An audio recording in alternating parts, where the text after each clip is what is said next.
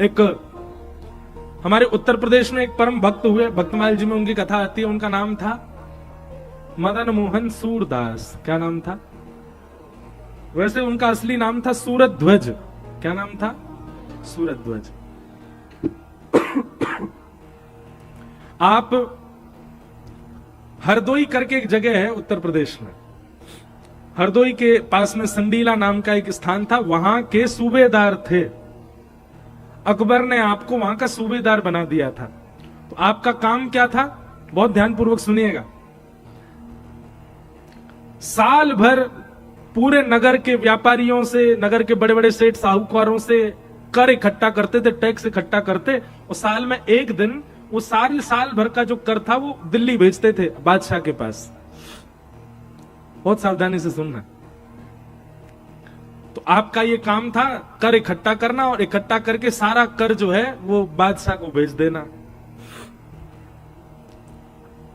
पर आपके मन में बहुत भावना आती थी कि इतना सारा कर इकट्ठा करके बादशाह को भेज देते हैं, पर बादशाह पता नहीं इसका क्या प्रयोग करता होगा। इतना तो पूरे भारत से कर उसके पास आता है, एक आध गांव से नहीं जाएगा तो कोई बादशाह कंगाल तो हो नहीं जाएगा। तो आपने धीरे धीरे क्या किया, जितना कर इकट्ठा करते थे उस कर को संत सेवा में और ठाकुर जी की सेवा में लगा देते थे। एक बार आपने क्या किया, वृंदावन में मदन मोहन लाल जी विराजते थे। आजकल मदन मोहन जी कहां विराजते हैं पता है? राजस्थान में करौली करके स्थान है, वहां विराजते हैं। पर मदन मोहन जी पहले प्रकट कहां हुए? वृंदावन में। बिहरत निस दिन कुंज गलन में, ब्रज जन मन सुख धाम। मदन मोहन को रूप निरख, सनातन बलि बलि जाए। वृंदावन प्यारो, वही मदन मोहन जी की कथा है। तो हम ये बात बता रहे हैं कि भाई वैष्णवों का तो प्राण धन श्री कृष्ण ही हो जाते हैं। वो अपने जॉब, अपने व्यापार में भी कृष्ण को ही ढूंढते हैं। तो सूरध्वज जी ने क्या किया, संडीले में खूब सारा गुड़ खरीदा, और गुड़ खरीद करके बैलगाड़ियों में लदवा करके बैलगाड़ी वालों से कहा इसको लेकर के जाओ वृंदावन, और वृंदावन में मदन मोहन जी के मंदिर में जाकर के हमारी तरफ से अर्पित कराओ। हम तो अभी जा नहीं सकते, हम बहुत काम में हैं, हमारी तरफ से प्रसाद वहां पहुंच जाए मदन मोहन जी की सेवा में। तो सब लोगों ने कहा, बोले आप इतना महंगा गुड़ यहां से खरीद करके और बैलगाड़ी में भेज रहे हो, इससे बढ़िया तो किसी को रुपया देके भेज दो, वृंदावन में ही गुड़ खरीद करके दे देंगे। सूरध्वज जी बोले नहीं, ऐसा थोड़ी होता है। अरे अपने पास की सामग्री अपने प्रेमी को दी जाती है कि प्रेमी के पास की सामग्री उठा करके आप मेरे घर आए मेरे जन्मदिन पे, आपने देखा सब लोग उपहार लेके आए, हम तो खाली हाथ आ गए। तभी आपने क्या किया, हमारे घर में ही एक बढ़िया सुंदर ठाकुर जी का चित्र लग रहा था, उतार करके और आपने मुझे कहा हैप्पी बर्थडे टू यू महाराज। हम कहेंगे भैया ये क्या है? बोले उपहार है आपके जन्मदिन का। मेरी घर की सामग्री मेरे सामने उतार के मुझको ही दे रहे हो। सूरध्वज जी बोले वृंदावन तो ठाकुर जी का ही है, और ठाकुर जी का वृंदावन, तो वृंदावन में जो गुड़ है वो भी ठाकुर जी का ही है। अब वही गुड़ खरीद के ठाकुर जी को दे दूं, ये कौन सी बड़ी बात? समझ में आई बात? वृंदावन से प्रसाद खरीद के बिहारी जी का ही भोग लगा देते हो आप लोग। अगली बार जलंधर से बना के लेके जाओ और जाके भोग लगाओ। आप लोग वृंदावन के बाजार से खरीद के लगा दो, ठाकुर जी कहते हैं मेरे घर को मुझे दे रहा है, मेरी रसोई को बनो मुझे खिला रहा है, अपने घर से बना के लाता तो जानता हूं मैं। हमारे रसिका पागल बाबा नाम सुना होगा आपने, महाराज उनके संग भी बिहारी जी बड़ी लीला करते थे।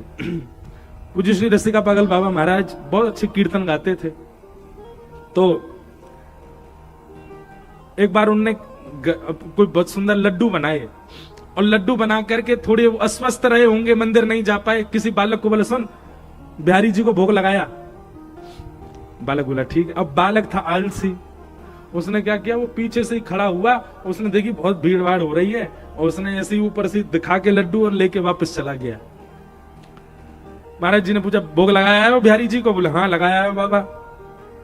ला पवाए थे मुंह को, जैसी परोसो सामने, भोग पाते ही एक ग्रास लेते ही तुरंत बोला, बोले इधर सांची बताइयो, तो तेरी सौगंध है, तो तेरी मैया की सौगंध है, तो तेरी बहू की सौगंध है, तेने भोग लगाया ठाकुर जी को। बाबा मंदिर तो गयो मैं, बहुत भीड़ी हती, सो मैंने दूर सोई यो दिखा दियो लड्डू, और लड्डू दिखा करके मैं तो आए गयो। बाबा बोले कल को आइयो, दोपहर में भोजन कर, मैं दूर ते थाली दिखा दूंगा तो ये ले रोटी सब्जी यहीं तो दूर ते खा लियो सबरीन ने। अरे ऐसे भोग लगाओ करे, तो मैंने की बाबा फिर कहा करे इतनी भीड़ है तो? बोले भैया मंदिर में जाओ और मंदिर में जाकर के बिहारी जी को निहार करके और एक क्षण के लिए चित्त में नेत्र बंद करके बिहारी जी को चित्त में विराजमान करो, और चित्त में विराजमान करके सामने चौकी पे अपनी सामग्री पधरा दो, और पधरा करके अपने हाथन से पवा करके ऐसे भोग लगाओ, मानसी में भोग लगाओ ठाकुर जी को, ठाकुर जी स्वीकार करेंगे। ऐसे तो दूर से हमारी कोई सामग्री स्वीकार नहीं, तो मन में ठाकुर जी को बिठा के मन में आसन आदि चौकी लगा के जो सामग्री बना के लाए हो उसका भाव रख के वैसे ही पवा दो। और या फिर मंदिर में समीप जाने का अवसर मिले तो ठीक है, नहीं मिले तो मंदिर की कोई प्रसादी, कोई फूल माला मिली हो, कोई तुलसी मिली हो, वो वहां में नेक पधरा दो, सो ठाकुर जी को भोग है। दूर से दिखावे थे काम ना चले। तो सूरत ध्वज जी बोले भैया ये जितने गुड़ है ये सब लेके जाओ वृंदावन। वृंदावन को गुड़ खरीद के थोड़ी देंगे ठाकुर जी को, वृंदावन तो पूरा ठाकुर जी को ही, वहीं को गुड़ दे के दिए तो का कियो। महाराज 10 दिन लगे बैलगाड़ियों को वृंदावन पहुंचने में, और 10 दिन में कितना किराया लगा होगा, कितने महंगे गुड़ वृंदावन पहुंचे। लेकिन सूरत ध्वज जी का भाव कितना शुद्ध था। बंधु गुड़ के ठाकुर जी चटोरे नहीं है, वस्तु की कोई लालसा नहीं है ठाकुर जी को। ठाकुर जी को लालसा भक्त के मन की भावना की है। गुड़ पहुंचे रात्रि 10 बजे, मदन मोहन जी के कपाट बंद हो चुके थे, मदन मोहन जी शयन कर चुके थे, लेकिन जैसे ही गुड़ वृंदावन में पहुंचे मदन मोहन जी की निद्रा खुल गई। मदन मोहन जी बोले इतनी दूर ते संडी लेते मैंने गुड़ भेजे हैं और मेरो तो शयन है गयो, और मुझको तो अभी मन कर रहा हो कि वाके गुड़न ते बढ़िया चाशनी बने, वहां में पुआ तल तल के मुंह को आमे मैं तो पुआ पाऊंगा। अर्धरात्रि में रसोईया को और पुजारी को दोनों को स्वप्न दिया मदन मोहन जी ने। पुजारी के स्वप्न में मदन मोहन जी आ गए तो पुजारी बोले जय जय कहा हो आप सोनाए रहे? बोले ना मुझको भूख लग रही है। बोले आपके सराहने इतना बड़ा बंटा भोग रखो, वहां में इतनी सारी सामग्री रखी, पालो। रात्रि में ठाकुर जी के पास सामग्री रखी जाती, भूख लगे तो पाले। ठाकुर जी बोले ना बा में जो धरो वो पावे की इच्छा, ना कछु और पावे की इच्छा है रही है। पुजारी जी बोले कहा पानो है आपको? बोले अभी अभी हमारो एक भक्त है सूरत ध्वजवा ने संडी लेते गुड़ भिजवाए हैं, उन गुड़न को गरम करके चाशनी बनाओ, वहां में पुआ तल तल के मुंह को पवाओ, पुआन को तल के वहां में बोर के चाशनी में करके मुंह को पवाओ, मुंह को भूख लगी है। पुजारी जी बोले अभी तो अर्धरात्रि हरी जय जय, नेक देर आप सो ले, सुबह मंगला करके और मंगला करके फिर बढ़िया रसोई चेता के वो आ जाएगा रसोईया, बना करके राजभोग में आपको पुआ पवाऊंगा। मदन मोहन जी रोने लगे, बोले मुंह को इतनी 10 दिना ते प्रतीक्षा कर रहा हूं मैं कि गुड़ आमेंगे मैं पुआ पाऊंगा, गुड़ आमेंगे मैं पुआ पाऊंगा, और 10 दिन बाद ये पुआ आए हैं तो तुम और मुंह को प्रतीक्षा करवा रहे हो, यूं कह रहे हो सुबह तक प्रतीक्षा करो। या तो मेरो भोग अब ही लगाओ, नहीं तो सुबह तक मैं कहीं भाग जाऊंगा। ठाकुर जी ने तुम्हारा चेतावनी दे दी। अब बताओ हमारे ठाकुर जी ऐसे करते हैं? पर सूरत ध्वज का भाव इतना सुदृढ़ है कि ठाकुर जी रात में पुजारी से लड़ रहे हैं कि अभी बना पुआ, और महाराज अर्धरात्रि में सर्दी के समय पुजारी नहा धो के आए और रसोईया संग लेके आए हो, और रसोईया को ला करके पहले चूल्हा जलाए, और चूल्हा जला करके वहां में सब तेल आदि डाल के घी आदि में पुआ तले, तल करके वहां में गुड़ में बढ़िया चाशनी में करके बोर के अर्धरात्रि में 2 बजे मंदिर खोल के मदन मोहन जी को भोग लगाए हो। जब पुजारी जी ने मदन मोहन जी को मंदिर खोलो तो मदन मोहन जी की लार टपक रही मुंह में थे। क्यों? पिपासु बैठे, कब पुआ हमें कब पाऊं मैं। इतना प्रेम कोई कर सके? ये तो ठाकुर जी करें, आज भी करने को तैयार बैठे हैं ठाकुर जी तो प्रेम, पर हमारो भाव वैसा है ही नहीं जैसा सूरत ध्वज को। अगली बार वृंदावन यहीं से जलंधर से ले जाइए सामग्री, ठाकुर जी वहीं स्वीकार कर ले आनंद से।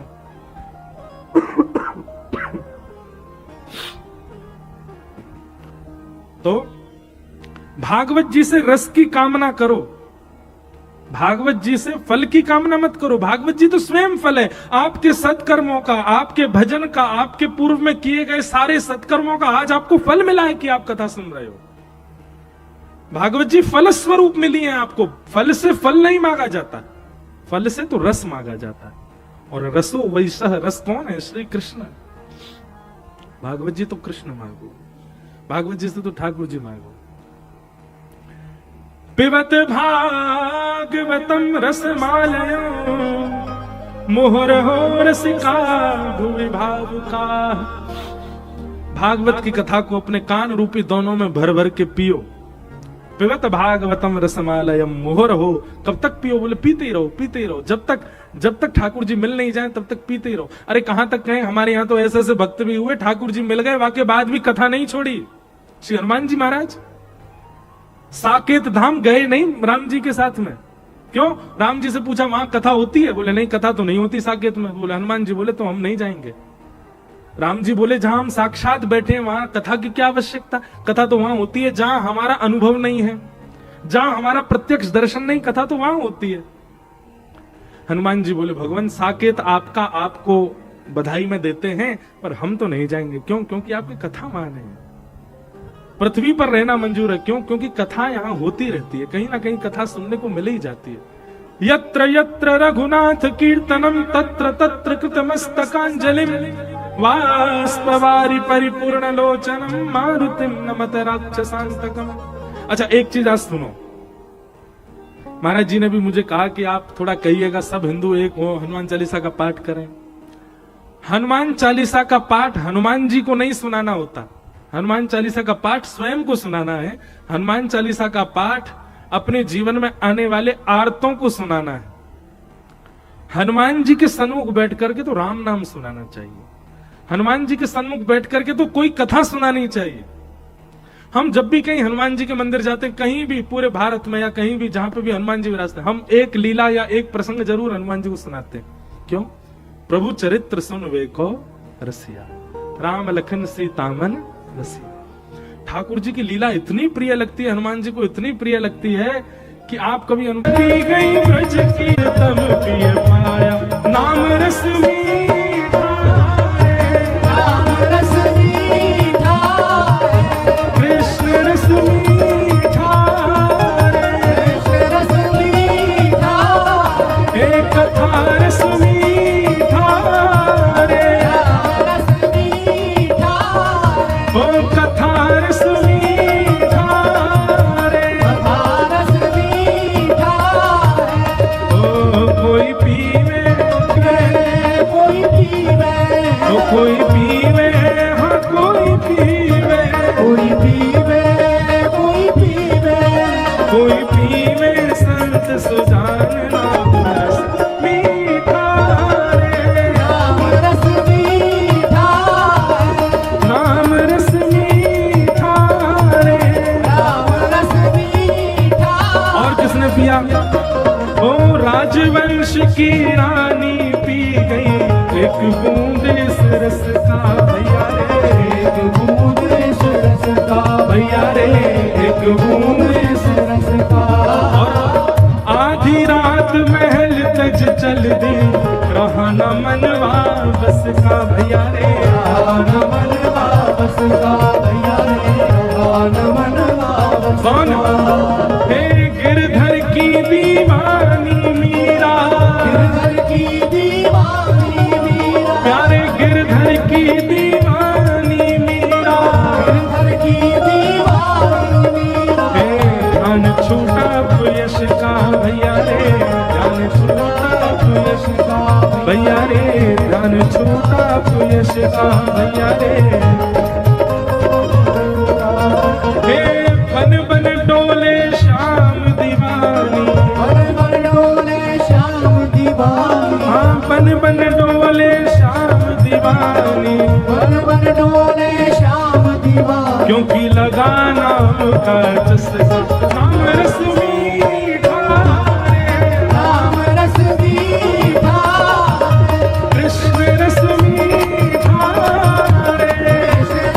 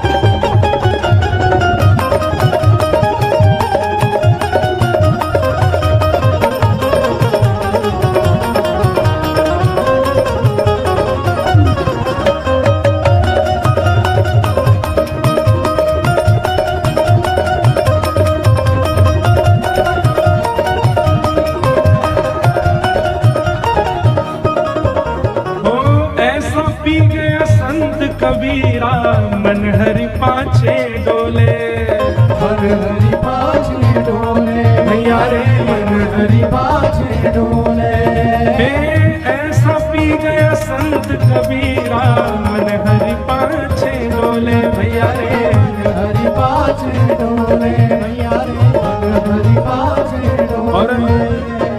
कृष्ण कृष्ण जय कृष्ण कृष्ण निस निस निस पार्थ की बोले, भैया रे नस नस पात की बोले, भैया रे नस नस पार्थ की बोले। चाक हरी रस मगन नचे सुख सार, चाक हरी रस मगन नचत सुख। नारद और शिव बोले, भैया रे नारद और शिव बोले, भैया रे नारद और शिव बोले, भैया रे नारद और शिव बोले, भैया रे नारद और शिव बोले। हंसत हुआ उसे श्याम मिलेगा, हंसत हुआ उसे श्याम मिलेगा, हंसत हुआ